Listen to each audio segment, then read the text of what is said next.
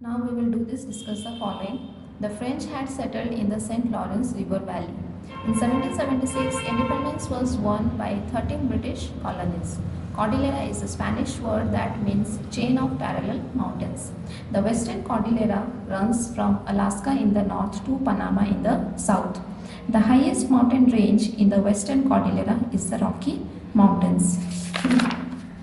Now we will study about the major mountains and plateaus of North America. The Western Cordillera has several mountain ranges. We have already studied that Western Cordillera has several parallel ranges. The highest mountain range in the Western Cordillera is the Rocky Mountains. The highest peak in the continent is Mount McKinley. We have already studied that it is situated in the Alaska range. The highest peak of USA situated in California is Mount Whitney. Now let me say you, Mount McKinley is the highest peak of entire continent, that is North America, but Mount Whitney, it is the highest peak only of USA, that is situated in California. The other important mountains of Western Cordillera are, so these are the other important mountains, that is Mount Hood, Mount Rainier and Mount St. Helens. These are the other important mountain peaks of Western Cordillera. There are also a series of plateaus between these parallel ranges. So these parallel ranges comprises a series of plateaus also, and since these plateaus are situated in between the mountain ranges, so that is why they are called the intermountain plateaus. That is, intermountain means inter means inside, mountain means mountain. So the plateaus that are situated within the ranges, within the mountain ranges, such plateaus are called intermountain plateaus. Here are some examples of such kind of plateaus. The Mexico, the Colorado, the Great Basin, the Columbia and the Alaska plateaus are some of the main plateaus. The main mountains of the Eastern Cordillera are the Blue Ridge. So these are the main mountains of the Eastern Cordillera. Here we studied about the Western Cordillera in this paragraph. Here are some important mountains of Eastern Cordillera. They are the Blue Ridge, the White and the Green Mountains, the Cumberland and the Catskill Mountains. Mount Mitchell, that is 2037 meter, is the highest peak in the Eastern Cordillera. Mount Mitchell is the highest peak of Eastern Cordillera, which lies in the northern Carolina, USA. The eastern part of these mountains have Piedmont plateaus with eastward slopes. The eastern part of this Eastern Cordillera has this Piedmont plateau. You see the map, you will see that the eastern part of Eastern Cordillera has this Piedmont plateaus whose slope is eastward. It is gently sloping towards eastward. These plateaus are spread over 1600 km. These act as a link between the interiors of North America and the Atlantic Ocean. These plateaus are actually a link between these interiors of North America and the Atlantic Ocean. The central lowlands and the Canadian Shield are free from mountains and plateaus. Then water bodies. We will study about the famous water bodies of North America. The famous rivers of the Western Cordillera are Yukon, Fraser, Columbia, Colorado and Rio Grande. Please find out these rivers in your map in the book or from your atlas. Huge waterfalls are made by these rivers, which are utilized for the production of hydroelectricity. This we already studied. When these waterfalls they make these rivers they make waterfalls, and these waterfalls helps in the generation of hydroelectricity. At the foot of Western Cordillera is one of the world's most famous lakes, the Great Salt Lake. Foot is completely in the downward slope of Western Cordillera. The end part of Western Cordillera, there is a world famous lake, that is the Great Salt Lake. This lake area is rich in minerals. Let me show you this Great Salt Lake in this map. Here it is, the Great Salt Lake. This is situated at the foot of Western Cordillera. So this lake area is rich in minerals. The prairies are blessed with large rivers like the Mackenzie, Mississippi. We already studied when we were studying prairies. We studied that these rivers drain the prairie region. They are Mackenzie, Mississippi, Missouri, St. Lawrence, Saskatchewan and Nelson River. The prairies are rich in lakes as well. Some of them are Lake Athabasca. There are lakes, not only rivers, lakes are also situated in prairies like Lake Athabasca, Lake Winnipeg and the Great Lakes. Some of the lakes I have already shown you in the map. You can also find it on your own. The Great Lakes are connected to the Atlantic Ocean by the St. Lawrence River. So the Great Lakes, those are the 5 lakes that I have already told. These are those Great Lakes, the 5 lakes. They are connected to Atlantic Ocean by St. Lawrence River. Here it is the St. Lawrence River. This St. Lawrence River is connecting the Great Lakes to Atlantic Ocean. So the Great Lakes are connected to the Atlantic Ocean by St. Lawrence River. The two man-made canals are located between the Great Lakes. So in between these Great Lakes, there are two man-made canals. The Sioux Canal joins the Lake Superior and Lake Huron. One man-made canal is Sioux Canal. It is joining Lake Superior and Lake Huron. Another man-made canal is the Welland Canal that joins Lake Erie and Lake Ontario. Niagara Falls, which is the world's second highest waterfall, lie between Lake Erie and Lake Ontario. I have already shown you in the map. The Yosemite Falls is in California, are the highest waterfall in USA. The Eastern Cordillera has no lakes. The entire Eastern Cordillera part has no lakes. You can see in the map the Eastern Cordillera has no lakes in it. Only a few rivers that flows in the Eastern Cordillera are the Ohio River, PD River and James River. These are few rivers that you will find in Eastern Cordillera, but Eastern Cordillera has no lakes. A series of waterfalls made by these rivers is called the fall line. So these rivers, they make a series of waterfalls, or you can say a chain of waterfalls. That particular series of waterfalls are called fall line. The Hudson River and the St. Lawrence River make two gaps in this cordillera that provide a way between the eastern part and the interior part of the North America. So this Hudson River and the St. Lawrence River, these two rivers, they make two gaps in this cordillera. In Eastern Cordillera, two gaps are made. Those two gaps are actually they are a way, or they are the passage between the eastern part and the interior of North America. These two gaps, they act as passage, or they act as a way that links the interior of North America and the eastern part of North America. These rivers are the major source of water in the eastern coastal USA. So these rivers of Eastern Cordillera, they are the major source of water for the people living in eastern coastal USA. Also, these are utilized for production of hydroelectricity. The Canadian Shield has one river which makes its southeastern boundary. Its name is St. Lawrence River. Already I have shown you the location of St. Lawrence River. So that is in the southeastern part of Canadian Shield. This river provides the busiest inland waterways of North America. The major lakes of the Laurentian Plateau are this. Laurentian Plateau, we have already studied that Laurentian Plateau is surrounded by many lakes, and some of the major lakes are Great Bear and the Great Slave Lake. The Great Bear Lake, located at 66° north latitude, has the Arctic Circle passing through it. So as we can see here, this Great Bear Lake, the Great Bear Lake, here it is, the Great Bear Lake. So the Arctic Circle is passing through the Great Bear Lake. If you see this map clearly, you see the map that is given in your book, you can see it clearly. So this Arctic Circle is passing through the Great Bear Lake. This is the location of Great Bear Lake. When you see your map, you will find out that the Arctic Circle, let me say you, Arctic Circle is written, those are the blue dotted lines. That Arctic Circle is passing through the Great Bear Lake. Therefore, this lake remains in the frozen state. So, if you remember, I have told you the heat zones of the earth, and since the region, that is the zone from Arctic Circle till that is the North Pole, it is the frigid zone. That means there is extreme climate, extremely cold, and the land remains frozen throughout the year. And since this lake lies in that particular circle, that is Arctic Circle, so obviously it is in the frigid zone. So that is why this lake remains in a frozen state. The Great Slave Lake is the deepest and the longest lake of Canada. The Canadian Shield has no waterfalls. Other lakes include Lake Chapala in Mexico and the Lake Nicaragua in Central America. Now, deserts. The Great Basin and the Death Valley deserts are the two major deserts in the Western Cordillera of North America. These are the only two major deserts, that is the Great Basin and the Death Valley. These are located in USA. Both the deserts are located in USA. The Canadian Shield is called the cold desert as it always remains under a thick cover of ice. So the Canadian Shield, it is called the cold desert. It is a desert, but it is a cold desert because it remains covered with thick sheets of ice. Then Gorge Canyon and Geyser.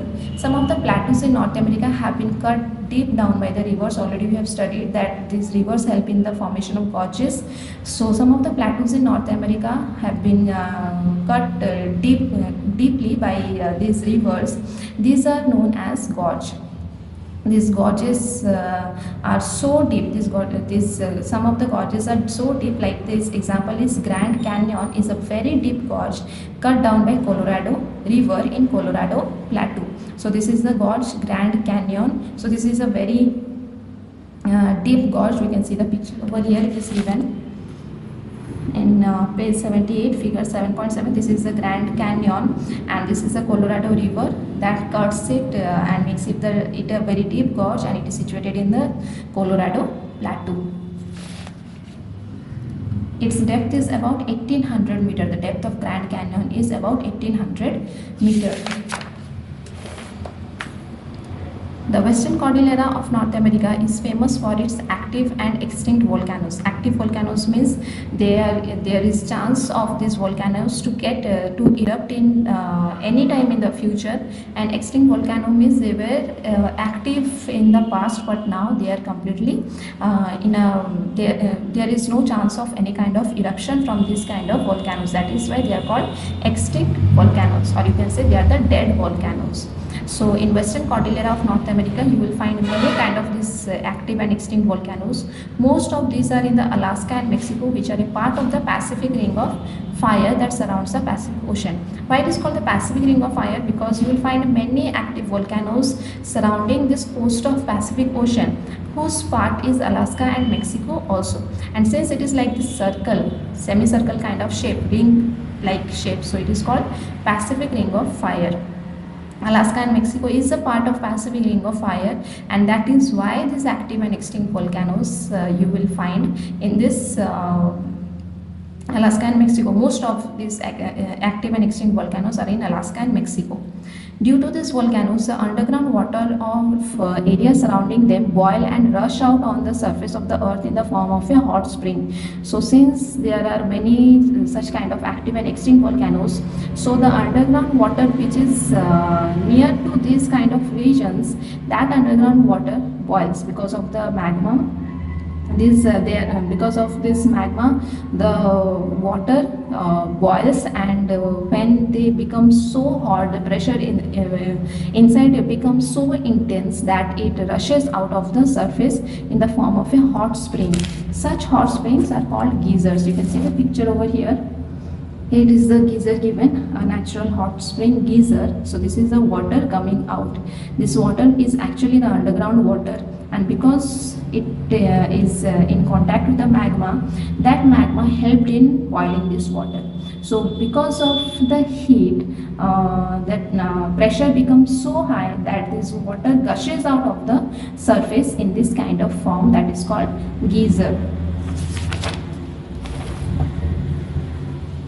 Such hot springs are called geysers. A very famous old faithful geyser of Yellowstone National Park in the northwest Wyoming, with small parts in Montana in the USA, attracts a large number of tourists. So this kind of geysers, this kind of geyser, this is one example of a geyser given. This is a very famous geyser in USA, that is in the Yellowstone National Park. So this is a very famous for tourist place also. Tourist gets attracted, they come to see this geyser, this natural phenomena. Now we will discuss the following. The highest range of mountains in the Western Cordillera is the Rocky Mountains. The highest peak in North America is Mount McKinley. The highest peak of the USA is Mount Whitney. Mount Mitchell is the highest peak in the Eastern Cordillera. The Great Salt Lake is situated at the foot of Western Cordillera. Now we will do the exercise. Number 1A, name the longest river of North America. So for this you have to see the previous chapter of North America.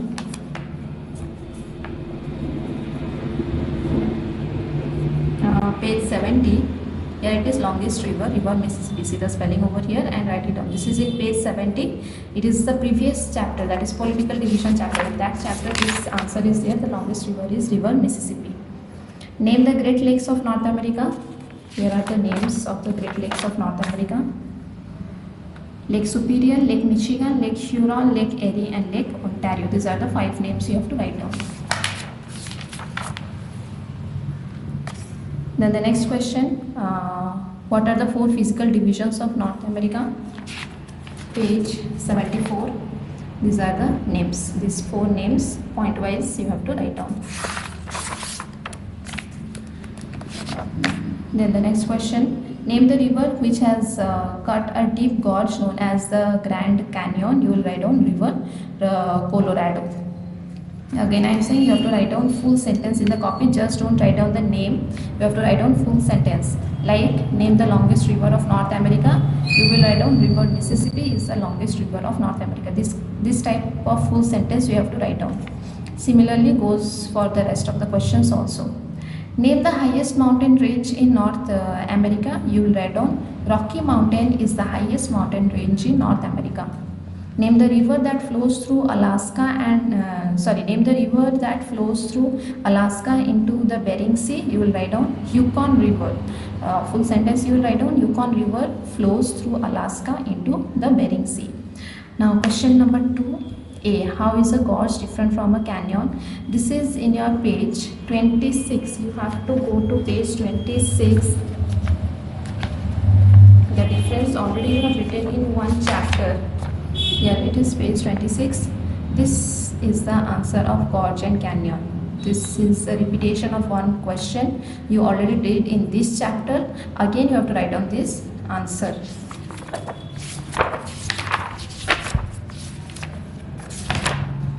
Then the next question, what is the Canadian Shield? You have to come to page 77. From the northeastern part of North America till area of Canada. This entirely is to B. Then to C, what kind of mountains are there in Western Cordillera? For that you have to come to page 74. Here, the Western Cordillera is the young fold mountains that run from Alaska in the north to Panama in the south. This is to C.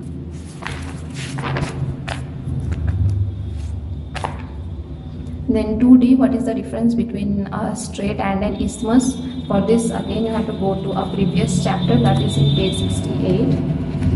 That is political division chapter. Here it is, page 68. Strait and isthmus difference is given. So you will do 2 columns, one column strait, another column isthmus. In the strait, the first point you will write down the definition. In isthmus, the first point will be the definition. Second point of strait will be the example. Second point of isthmus will be example. So there will be total 2 points under strait and isthmus.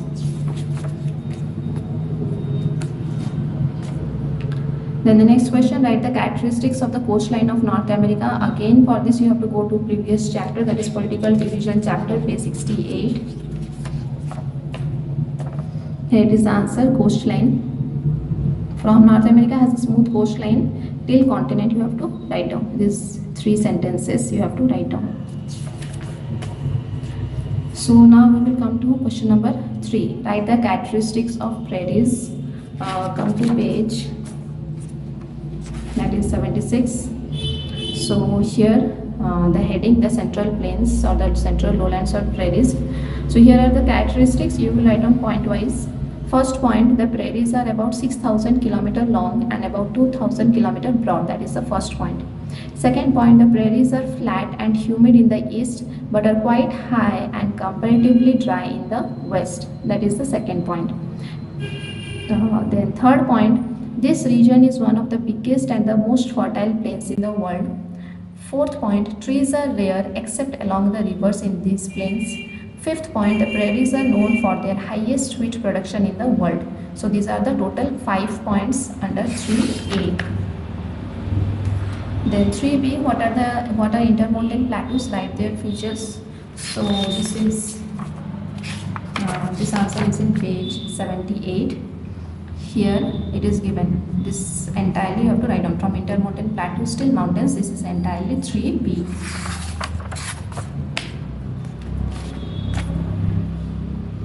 Then 3C, write a note on the lakes of North America.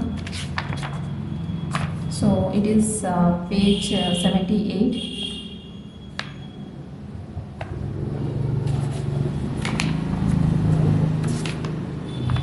Page 78, water bodies heading is given.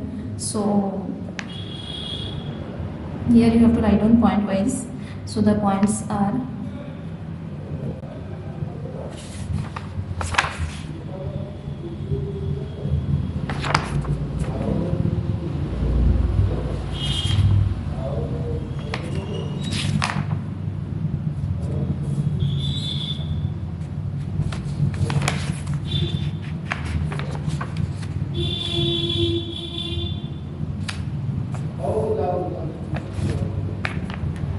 the answer is not in 78 but page 77. So these are the points you have to write down point wise.